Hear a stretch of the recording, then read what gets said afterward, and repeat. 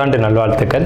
அதாவது நம்ம தமிழர்கள் தமிழ் புத்தாண்டை தான் நம்ம வந்து விசேஷமாக கொண்டாடணும் அப்படின்ற ஒரு அமைப்பில் வந்துட்டு இந்த தமிழ் புத்தாண்டு அப்படிங்கிறது வரக்கூடிய ஏப்ரல் 14 தொடங்க இருக்குது. நம்மளுடைய தமிழர்களுடைய ஒரு பண்பாட்டில், நம்மளுடைய கணித முறைகளில், நம்மளுடைய சாஸ்திர முறைகளில் முன்னோர்கள் வகுத்து கொடுத்தது எது அப்படின்னு கேட்டிங்கன்னா சித்திரை 1 தான் நமக்கு தமிழ் புத்தாண்டு. பிறக்க போகிற தமிழ் புத்தாண்டு இந்த சித்திரை 1 அப்படிங்கிறது விஸ்வாசு வருடம். அதாவது 60 வருடங்கள் தமிழருக்கு பிரபவ விவ சுக்ல பிரமோத்துத பிரம்மோத்பத்தி ஆங்கிரச ஸ்ரீமுக பவ யுவ தாது ஈஸ்வர வெகுதானியா அப்படின்ட்டு 60 வருடங்கள் தமிழ் வருடங்கள் கொடுக்கப்பட்டிருக்கு. அதில் 39வது வருடமானது விஸ்வாசு வருடம். இந்த வருடத்தை நோக்கி தான் நம்ம அடியெடுத்து வைக்கிறோம். நம்ம தமிழர்களுடைய கலாச்சாரப்படி பல்வேறு மதங்களும் பல்வேறு இனங்களும் பல்வேறு கலாச்சாரங்களும் இருந்தாலும் இந்த உலகத்தினுடைய ஆதி கர்த்தா, ஜோதிட சாஸ்திரத்தினுடைய ஆதி கர்த்தா அப்படிங்கிறவங்க தமிழர்கள் தான். அப்படிங்கிறதுல எல்லளவு கூட மாற்றம் இல்லை அப்படிங்கிறத நீங்கள் நல்லா புரிஞ்சுக்கணும். இந்த உலகத்துக்கு சாஸ்திரத்தையும் நாள்காட்டியும் வான சாஸ்திரத்தையும் தொகுத்து கொடுத்தவங்க யாருன்னு கேட்டால் நம்ம தமிழர்கள். நம்ம தமிழ் புத்தாண்டை நம்ம மற்றவங்களுக்கு கொடுத்துட்டு மற்றவங்களுடைய கேலண்டர் எடுத்து நம்ம பயன்படுத்திக்கிட்டோம். இது மிகப்பெரிய ஒரு தவறு. இந்த இடத்துல நம்மளுடைய தமிழ் புத்தாண்டை நம்ம பின்பற்றணும்னு சொல்லி ஒரு வேண்டுகோளை நம்ம வச்சுட்டு இந்த தமிழ் புத்தாண்டு எப்படி இருக்குது அப்படிங்கிற அமைப்பையும் தமிழ் புத்தாண்டு என்ன, தமிழ் புத்தாண்டுடைய சிறப்புகளையும் நம்ம வந்து பேசுவோம். நாள் என் செய்யும் வினைதான் என் செய்யும் என்னை நாடி வந்த கோள் என் செய்யும் கொடுங்கூற்று என் செய்யும் கூரேசர் இருந்தாலும் சிலம்பும் சதங்கையும் தண்டையும் சண்முன் தோளும் கடம்பும் என் கண்முன் வந்து தோன்றினேன். அதாவது நம்மளுடைய தமிழ் கடவுள் அப்படிங்கிறவர் முருகன் தாங்க. அகத்தியருக்கு தமிழை கற்றுக் கொடுத்தவர் யாருன்னு கேட்டிங்கன்னா முருகன் தாங்க. முருகன் தான் தமிழ் கடவுள். அதாவது அவருடைய பிறப்பு வேணால் நம்ம வந்து சிவன் பார்வதி அப்படி இப்படின்னு நம்ம சொல்லலாம். ஆனால் தமிழுக்கென்ற ஒரு கடவுள், தமிழினுடைய ஆதி கர்த்தா அப்படிங்கிறவங்க யாருன்னு கேட்டிங்கன்னா முருகன் தான். ஸோ அதனால் நம்ம முருகனை வணங்கி நம்ம இந்த பதிவை தொடர்வோம். சித்திரை 1 அப்படிங்கிறது ஏப்ரல் 14 ஆங்கில கணக்குப்படி. ஆங்கில கணக்கை தயவு செஞ்சு யாரும் எடுத்துக்க வேணாம். ஆங்கில நாள்காட்டி தவறானது தான். இது வந்து நம்ம சவால் விட்டே சொல்லலாம். ஒரு 15 நாட்கள் ஆங்கில நாட்காட்டியில் காணாமல் போய் அதை தேடி கண்டுபிடிச்சி அதுக்காக நாட்களை திருத்தின ஒரு வரலாறு நம்ம வரலாறு இருக்குது. நல்லா தெரிஞ்சுக்கோங்க. இன்னையிலேருந்து இன்னும் நூற்றுக்கணக்கான வருடங்களுக்கு கிரகணத்தை ஆதி காலத்திலே குறித்து வச்சுருக்காங்க நம்ம முன்னோர்கள். ஸோ அப்படிப்பட்ட நம்மளுடைய தமிழ் வருடப்பிறப்பான விஸ்வாச வருடப்பிறப்பு எப்படி நடக்குது அப்படின்னு பார்த்தீங்கன்னா, திங்கட்கிழமை அன்னைக்கு பிரதமை திதியில் சுவாதி நட்சத்திரத்தில் வஜ்ரம் நாமயோகத்தில் கௌளவ கரணத்தில் பிறக்க இருக்குது. இந்த சித்திரை 1 தாங்க கேரளாவில் ஐயப்பனுக்கு நடை திறப்பு முதல்ல நடக்கக்கூடிய நாள் அப்படின்னா சித்திரை விசு அப்படின்னு சொல்லுவாங்க. விசு அப்படின்னா சமப்படுத்துதல் அப்படின்னு பேர். சித்திரை விசு அப்படிங்கிறத கேரளாவில் விசேஷமாக கொண்டாடுறாங்க. ஏன்னா நம்மகிட்டேருந்து பிழிஞ்சு போன ஒரு மொழி வந்து மலையாளம் அப்படிங்கிறது. சரி, விஸ்வாசு வருடத்துக்கு நம்ம முன்னோர்கள் என்ன விளக்கம் கொடுத்துருக்காங்க அப்படின்னா, விஸ்வாசு அப்படின்ற சொல் வந்துட்டு நேர்மை, நீதி, செல்வம் அப்படின்னு உயர்ந்த ஒரு அர்த்தத்தை வச்சுருக்காங்க. நம்முடைய தமிழ் மொழிக்கு நம்ம தமிழ்லேயே அர்த்தங்கள் தேட வேண்டிய ஒரு காலகட்டம் வந்தாச்சு. சரி, இந்த விஸ்வாசு வருடம் அப்படிங்கிறது நேர்மை, நீதி, செல்வம் அப்படிங்கிற ஒரு அர்த்தத்தில் வருது இந்த சொல் அப்படிங்கிறது. இந்த விஸ்வாசு வருடத்துக்கு உண்டான பலன்களாக நம்ம முன்னோர்கள் என்ன சொல்லியிருக்காங்க அப்படின்னு பார்த்தீங்கன்னா, விஸ்வாசு வருடம் தன்னில் வேளாண்மை ஏறும், பசுமாடும் மாடும் பழிக்கும், சிசு நாசம், மறையோர்கள் வாழ்வார்கள், மாதவங்கள் மீறுமே, மற்றுலகில் உண்டு மலை அப்படின்னு சொல்லியிருக்காங்க. மற்றுலகில் உண்டு மலை அப்படின்னு முடிக்கிறாங்க. இதனுடைய அர்த்தம் என்னன்னு கேட்டிங்கன்னா, இந்த வருடம் விஸ்வாசு வருடம் அப்படிங்கிறது ஒவ்வொரு 60 வருடங்களுக்கு ஒரு முறை 39 ஆண்டாக பிறக்கக்கூடிய இந்த விஸ்வாசு வருடமானது வருகின்ற காலகட்டத்தில் எல்லாம் வேளாண்மை உயரும் அப்படின்னு சொல்லியிருக்காங்க. மாடும் பழிக்கும் அப்படின்னா நம்மளுடைய பசுமாடுகள் அப்படிங்கிறது நல்ல ஒரு முன்னேற்றத்தை அடையும். மாடு ஆடுகளுக்கு ஒரு நல்ல தீவனங்கள் கிடைத்து அதுவும் நல்ல செழித்து வரும். ஆதி காலத்தில் வந்து மாடை தான் செல்வமாக குறிப்பிட்டிருக்காங்க. இன்றைக்கி வந்து பணம் அப்படின்ற ரூபாய் தாள்களை நம்ம வந்து பணமாக குறிப்பிட்றோம்.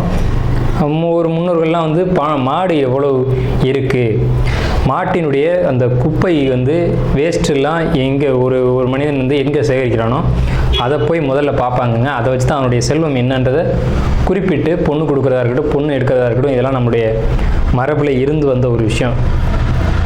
ஸோ அப்போ இத்தனை மாடுகள் இருந்தால் தான் அவன் செல்வந்தன் அப்படின்ற ஒரு கான்செப்ட் வந்து முன்னோர்கள் நமக்கு காமிச்சிருக்காங்க. அப்படிப்பட்ட பசுமாடுகள் மாடும் பழிக்கும் அப்படின்ற ஒரு வார்த்தையை வந்து அங்கே குறிப்பிட்டிருக்காங்க. சிசு நாசம் அப்படின்ற வார்த்தையை சொல்கிறாங்க. மறையோர்கள் வாழ்வார்கள். மறையோர்கள்னால் யாருன்னு கேட்டிங்கன்னா சமுதாயத்தில் முக்கியமாக இருக்கக்கூடிய பெரியவங்க, மற்றவங்களுக்கு வழிகாட்டக்கூடியவங்க வாழ்வாங்க அப்படின்ற சொல்லியிருக்காங்க. மாதவங்கள் மீறுமே அப்படின்ற ஒரு வார்த்தையும் வருது. மாதவங்கள் மீறும் அப்படின்னா ஒழுக்கக்கேடான செயல்பாடுகளில் மனிதர்கள் நடக்க வேண்டிய காலகட்டங்கள் வரும். ஒழுக்கக்கேடுனா என்னங்க? இந்த விரல் தான் ஒழுக்கக்கேடு, இந்த ஒற்றை விரல் தான். இந்த விரலை வச்சு தான் நம்ம பட்டனை அமுக்கிறோம், காசு வாங்கிட்டு அமுக்கிறோம். இதுதான் மாதவங்கள் மீறுமே அப்படின்றது. ஸோ அந்த மாதிரிலாம் இல்லாமல் மனசாட்சிக்கு துரோகம் செய்யாமல் யார் நீதி பரிபாலனம் செய்வாங்க அப்படின்றத தெரிஞ்சு சரியான வாக்களித்து நல்ல தலைவனை தேர்ந்தெடுக்க வேண்டிய காலகட்டங்கள் அப்படிங்கிறத இங்கே மறைமுகமாக இந்த விசுவாச வருடத்தினுடைய வெண்பா பாடல் அப்படிங்கிறது நமக்கு சுட்டி காட்டுது. இந்த சித்திரை வருட பிறப்பானது மகர லக்னம்னு சொல்லக்கூடிய சர லக்னங்களில் விழுகுது. எப்படின்னு கேட்பீங்க? தமிழனுடைய கணக்குப்படி சூரியன் எப்போது கிழக்கு வானில் உதிக்கிறதோ அதுதான் லக்னம். ஸோ சித்திரை மாதம் 1ஆம் தேதியானது உதிக்கக்கூடிய நேரம் அப்படிங்கிறது கிழக்கு வானத்தில் சூரியன் உதிக்கக்கூடிய அந்த டைம் அப்படிங்கிறது 2:22 அதிகாலை மணி 2:22க்கே சூரியன் கிழக்கு வானத்தில் உதிச்சிடறாரு. அப்போ அது லக்னமாக போட்டுக்கணும், இந்த வருடத்தினுடைய பிறப்பு லக்னமாக போட்டுக்கணும். ஸோ அப்படி நம்ம போடும்போது மகர லக்னம் சர லக்னத்தில் விழுகுது. முன்னோர்கள் சித்திரை 1ஆம் தேதி அப்படிங்கிறத கண்டறிஞ்சு அந்த 1ஆம் தேதி தொடங்கக்கூடிய லக்னத்தை கண்டறிஞ்சு அதுக்கான பலன்களை பஞ்சாங்கங்களில் எழுத ஆரம்பிச்சிருக்காங்க. ஸோ அதன் அடிப்படையில் சர லக்னமான மகர லக்னத்தில் இந்த புத்தாண்டு அப்படிங்கிறது பிறகுது. இது ஒரு விசேஷமான ஒரு விஷயந்தான். ஏன் அப்படின்னு கேட்டிங்கன்னா, அந்த மகர லக்னத்துக்கு அதிபதியான சனி பகவான் ஒரு பலமான ஒரு நிலையில் வருடப்பிறப்பின் போது இருப்பாங்க அப்படிங்கிற ஒரு விசேஷமான ஒரு அமைப்பில் இந்த வருடப்பிறப்பு அப்படிங்கிறது விஸ்வாச வருடம் பிறக்கின்றது. ஸோ இந்த விஸ்வாச வருடம் பிறக்கும் போதே நமக்கு ஒரு நல்ல செய்தி கிடைச்சாச்சு, இந்த வருடம் நன்றாக இருக்க போகுது அப்படிங்கிற ஒரு விஷயம். சரி, இதை சித்திரை மாதம் தான் நீங்கள் தமிழருடைய கலாச்சாரம் அப்படின்னு சொல்றீங்களே, இதுக்கு ஏதாவது ஆதாரம் இருக்கா அப்படின்னு கேட்டிங்கன்னா கண்டிப்பாக இருக்கிறது. புறநானூறு அப்படின்ற ஒரு தமிழ் இலக்கியம் இருக்குது. அதில் போய் தேடி பார்த்தீங்க அப்படின்னா தலைநாள் பூத்த பொன் இணர் வேங்கை அப்படின்ற சொல்லும், கனிவேங்கை நன்னாளே நாடி மலர்தலால் அப்படின்ற வார்த்தை வரும். அதாவது சித்திரை மாதத்தில் பூக்கள் அதிகமாக பூத்து குலுங்கும். அதனால தலைநாள் அப்படின்ற சொல்ல யூஸ் பண்ணுறாங்க. தலைநாள்னா முதல் மாதம் அப்படின்னு, தலை மாதம் கடை மாதம் அப்படின்னு பிரிக்கிறாங்க. கனிவேங்கை நாடி மலர்தலால், கனிவேங்கை நல்லான் நாடி மலர்தலால், அந்த பூக்கள் பூக்கிறதுனால அந்த கனிவேங்கை மாதம் அப்படிங்கிறதையும் தலைநாள் பூத்த பொன் இணர் வேங்கை அப்படின்ற சொல்லும் புறநானூறு அப்படின்ற இலக்கியத்தில் தமிழ் மாதம் முதல் மாதம் சித்திரை மாதம்ன்ற குறிப்பீடு அங்கே இருக்குது. சரிங்களா? வண்ண மலர்கள் பூத்து குலுங்கக்கூடிய ஒரு பொன்னான மலர்கள், பொன் போன்ற மலர்கள். இன்றைக்கும் கேரளாவில் ஒரு மஞ்சள் நிறத்தில் தங்க நிறத்தில் பூக்கக்கூடிய பூக்களை பறித்து அவங்க விசேஷத்துக்கு சித்திரை 1 அன்னைக்கு கொண்டாடுறாங்க. அவங்க தமிழ் பண்பாடை பின்பற்றுறாங்க அப்படின்றத இதை நீங்கள் தெரிஞ்சுக்கலாம். சரிங்களா? இப்போ இந்த சித்திரைக்கு அதிதேவதை யாருன்னு கேட்டிங்கன்னா மகாவிஷ்ணு. மகாவிஷ்ணு தான் காக்கக்கூடிய கடவுள் அப்படின்னு சொல்கிறாங்க. மகாவிஷ்ணு எங்கும் நிறைந்தவர் அப்படின்னு சொல்கிறாங்க. சரிங்க சார், சித்திரை மாதம் விசேஷங்களை கொண்டாடலாமா அப்படின்ற ஒரு கேள்வி வரும். 100% கொண்டாடலாம். ஏன்னு கேளுங்க. இதுக்கு உதாரணம் ராமர் தான். ராமர் பட்டாபிஷேகம் ஏற்ற மாதம் எதுன்னு கேட்டிங்கன்னா சித்திரை மாதங்க. அப்போது விலக்கப்பட்ட மாதங்கள் அல்ல, இது விசேஷத்துக்கு ஏற்றுக்கொள்ளப்பட்ட மாதம் எதுன்னு கேட்டிங்கன்னா சித்திரை மாதம்தான். பகவத்கீதையிலே ஒரு வார்த்தை வருது, ருதுக்களில் நான் வசந்த ருதுவாக இருக்கிறேன் அப்படின்னு கிருஷ்ணன் சொல்கிறார். நம்மளுடைய வாக்கியம்ல, இது பகவானுடைய சொல். அப்போ வசந்த ருது அப்படின்றது எதுன்னு கேட்டிங்கன்னா சித்திரை 1 தான் வசந்த ருதுனுடைய தொடக்கம். வசந்த காலம் அப்படிங்கிறது வெயில் காலம் அப்படின்னு தான் பேர், கோடை காலம் அப்படின்னு பேர். வசந்த காலமானது சித்திரை வைகாசி, இந்த 2 மாதத்தையும் வசந்த காலம் அப்படின்னு குறிப்பிடுறாங்க சமஸ்கிருதத்தில். அப்போ இந்த வசந்த காலம் எனக்கு பிடித்த ருது அப்படின்னு சொல்கிறாரு கிருஷ்ணர். ஸோ ராமர் பட்டாபிஷேகம் ஏற்றுக்கிட்ட நாட்கள் எது அப்படின்னு கேட்டிங்கன்னா சித்திரை மாதம். அப்போ சித்திரை மாதம் புது வீடு வாங்கலாம், புது வீடுக்கு கிரகப்பிரவேசம் பண்ணலாம், புது மனை எழுப்பலாம், மனை சம்பந்தப்பட்ட விஷயங்கள், மங்கள காரியங்கள், இது பூரட்டாதி நட்சத்திரம். இந்த விஸ்வாச வருடம் எப்படி இருக்கும் அப்படின்னு கேட்டிங்கன்னா கண்டிப்பாக இந்த விஸ்வாச வருடத்தில் உங்களுக்கு சுபகாரியம் அப்படிங்கிறது கண்டிப்பாக நடக்கும் உங்கள் குடும்பத்தில். அதே மாதிரி பிள்ளைகளால் உங்களுக்கு மதிப்பு மரியாதைகள் கூடும். பிள்ளைங்களோடு சேர்ந்து நீங்கள் வெளியூர் சுற்றுலா, அதே மாதிரி கோயில் ஆலயங்களுடைய வழிபாடு அப்படிங்கிறதுலாம் நிறையவே உங்களுக்கு இருக்குது. பண வரவு உங்களுக்கு எதிர்பார்த்தபடி கரெக்டாக வந்துடும். உங்களுக்கு வர வேண்டிய அமௌண்ட் உங்களுக்கு தேடி வரும். இந்த வருடம் விஸ்வாச வருடம் பூரட்டாதி 1, 2, 3 பாதங்களை பொறுத்த வரைக்கும் ரொம்ப பாசிட்டிவாக இருக்குது அப்படின்னே சொல்லணும்.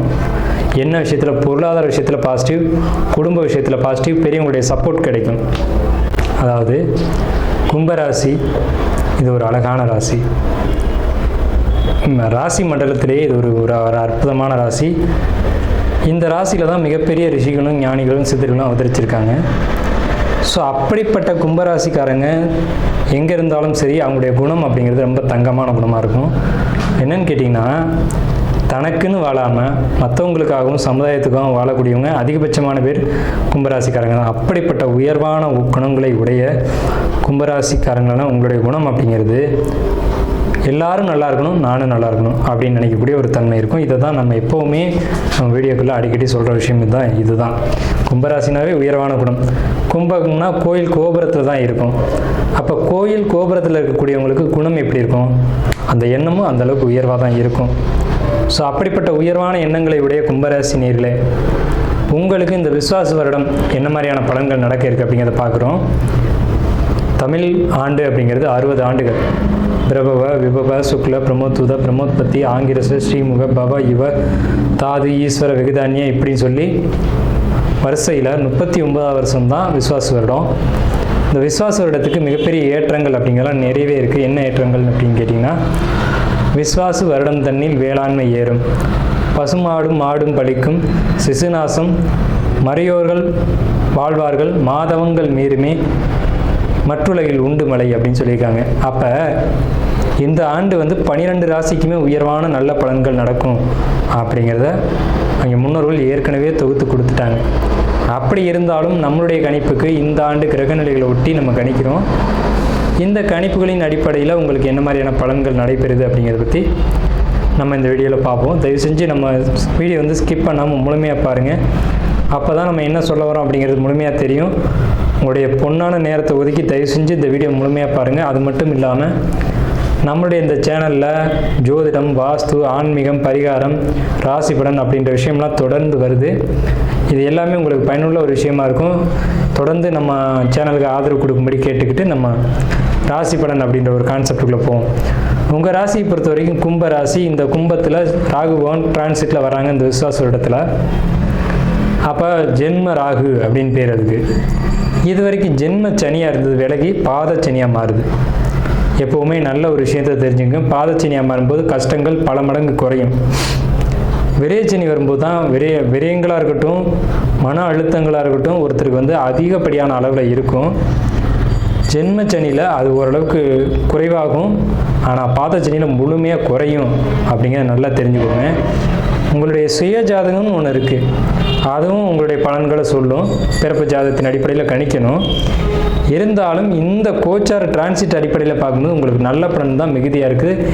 இந்த விஸ்வாச ஆண்டில் என்னெல்லாம் நல்லது அப்படிங்கிறதெல்லாம் நான் சொல்லிட்டு வரேன். நம்ம ஒவ்வொன்றா பார்ப்போம், சரிங்களா? இப்போ உங்களுக்கு 5ல் குரு, 7ல் கேது, இப்படி மாறி இருக்க எல்லா கிரகங்களும் உங்களுக்கு முழு நற்பலன்களை அதிகமான யோகத்தை கொடுக்கக்கூடிய அமைப்பில் தான் அமைஞ்சிருக்கு. எல்லா கிரகத்தினுடைய அமைப்புமே இருக்குது. ஒரு கிரகம் பாசிட்டிவாக இருக்குது, ஒரு கிரகம் நெகட்டிவாக இருக்குது அப்படின்னு இல்லை. உங்களுக்கு எந்த ஒரு இடமும் பாதிப்பு இல்லாமல் இந்த காலகட்டத்தில் இருக்குது அப்படின்றது ஒரு மகிழ்ச்சிகரமான விஷயம். நல்லா தெரிஞ்சுக்கோங்க. உங்கள் ராசிக்கு 3ஆம் இடத்துல எந்த ஒரு பாதிப்பான கிரகமும் இல்லை. அதே சமயத்தில் 5ஆம் இடத்துல குரு, அதுக்காக 5ஆம் இடத்தை பாதிக்குமா அப்படின்னா பாதிக்காது. 5ஆம் இடம்ன்றது புத்திரம், சந்தானம், குழந்தைகள் அப்படின்னு சொல்லக்கூடிய இடம். அங்கே பாதிப்புகள் எதுவும் இல்லை. உங்களுடைய சிந்தனைகள் தெளிவாகி உங்கள் குடும்பத்தை புரிஞ்சுக்கிட்டு உங்கள் குடும்பத்தில் இந்த பிரச்சனைகள்லாம் விட்டு கொடுத்து சரி போ நீ இவ்வளோதான் அப்படின்ட்டு ஒரு மனமகிழ்ச்சியான ஒரு காலகட்டத்தில் வரக்கூடிய காலகட்டம். நீங்களும் உங்களை உணர்ந்து மற்றவர்களையும் உணர்ந்து எல்லாம் இது இப்படித்தான்ற ஒரு சமநிலைக்கு தெளிவாக ஆரோக்கியமாக வாழக்கூடிய காலகட்டம் இதுதான், இந்த விஸ்வாச ஆண்டு தான்.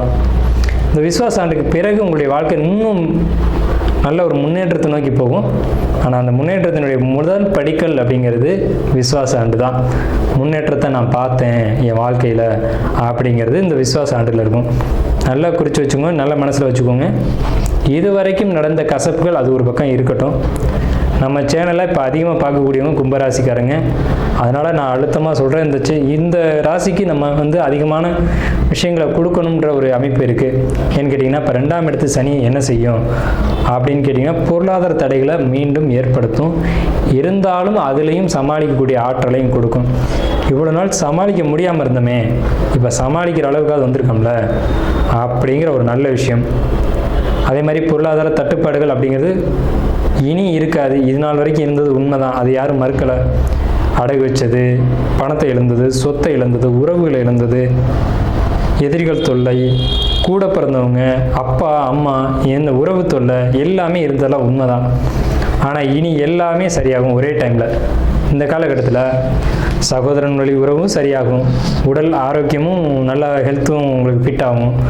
அதே மாதிரி உங்களுக்கு சகோதர வழி உறவுகளாக இருந்தாலும் தாய் தந்தையாக இருந்தாலும் அவங்களால ஒரு இடையூறுகள் அப்படிங்கிறது இனி இருக்காது.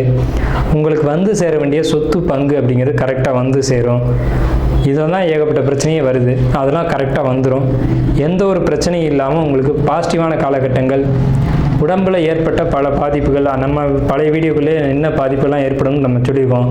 அதெல்லாம் நடந்திருக்கு, ஒவ்வொருத்தரும் உணர்ந்திருக்காங்க. ஸோ அந்த பாதிப்புகள் இனி இல்லை. உங்களுடைய 8ஆம் இடத்தை சனி பார்வை செய்கிறதுனால உங்களுக்கு அடிவேறு சம்மந்தப்பட்ட பிரச்சனைகள் உடனடியாக சரியாகும்னு சொல்ல முடியாது, படிப்படியாக சரியாகும். விசுவாசாண்டு இதுலேயும் புரட்டாசி ஐப்பசி இந்த மாதங்களுக்கு மேலே முழுமையாக க்யூர் ஆகும் அந்த ஒரு விஷயம் அப்படிங்கிறது. சரிங்களா? இப்போ சந்திரன் மேலே ராகு என்ன சார் செய்யும் அப்படின்னு கேட்டிங்கன்னா குழப்பங்களை ஏற்படுத்திக்கிட்டே இருக்கும். இருந்தாலும் தெளிவடைஞ்சு கொண்டே நீங்கள் இருப்பீங்க. மன அழுத்தம் ஒரு பக்கம் இருக்கும் தான், இல்லைன்னு யாரும் மறுக்கலை. அதே நேரத்தில் அதுக்கான சோர்ஸ் உங்களுக்கு கிடைக்கும். எந்த விஷயத்தை நினச்சி நீங்கள் கவலைப்படுறீங்களோ அதுக்கான ஒரு வழி அப்படிங்கிறது கண்டிப்பாக கிடைக்கும். பொருளாதார உயர்வு, புதிய சொத்து சேர்க்கை, புதிய வண்டி வாகன சேர்க்கை அப்படிங்கிறது இந்த ஆண்டு நிச்சயமாக கும்பராசிக்கு உண்டு. கணவன் மனைவி உறவை பொறுத்த வரைக்கும் விட்டு கொடுத்து தான் போய் ஆகணும். அவங்க புரிஞ்சுக்க மாட்டாங்க. அவங்க பிடிச்ச மயிலுக்கு 3 கால் அப்படின்றதுல இன்னும் கரெக்டாக நிற்பாங்க. 7ஆம் இடத்துக்கே அது இதை செய்யும். ஆனால் சந்திரன் மேலே இருக்க ராகு அதை விட்டு கொடுக்கணும் அப்படின்ற எண்ணத்துக்குள்ள உங்களை கொண்டு வரும். சில நேரங்களில் நீங்கள் ஆக்ரோஷமாக மாறுவீங்க. கும்பராசிக்காரங்கனால நீங்கள் அந்த ஆக்ரோஷத்தை குறைக்கணும். போகங்கள் மீதான ஆர்வம் நாட்டம் அப்படிங்கிறது அதிகரிக்கும். இது ஆணாக இருந்தாலும் சரி, பெண்ணாக இருந்தாலும் சரி. ஒரு மொபைல் ஃபோனை அதிக நேரம் யூஸ் பண்ணிங்கன்னா அதுவும் ஒரு போகம்தான். எல்லாமே அதுக்குள்ளே தான் அடக்கம். சும்மா கையில் வச்சுட்டு நோண்டிக்கிட்டே இருக்கிறதும் ஒரு தவறு தான். அது ஆணாக இருந்தாலும் சரி, பெண்ணாக இருந்தாலும் சரி. அதே மாதிரி ஒரு போதை, ஒரு அடிக்ஷன் அப்படிங்கிறதுலாம் அந்த மாதிரியான விஷயங்களுக்குள்ளே போயிடாமல் உங்களை நீங்கள் பார்த்துக்கணும். அதுக்கான காலகட்டங்கள் உண்டு. ஆனால் இருந்தாலும் நீங்களும் கொஞ்சம் கவனமாக இருந்துக்கணும் அப்படிங்கிறது தான் நம்ம சொல்கிறோம். பொருளாதார தட்டுப்பாடுகள் ஏற்பட்டாலும் அதுலேருந்து நிவர்த்தியாகி வருவீங்க.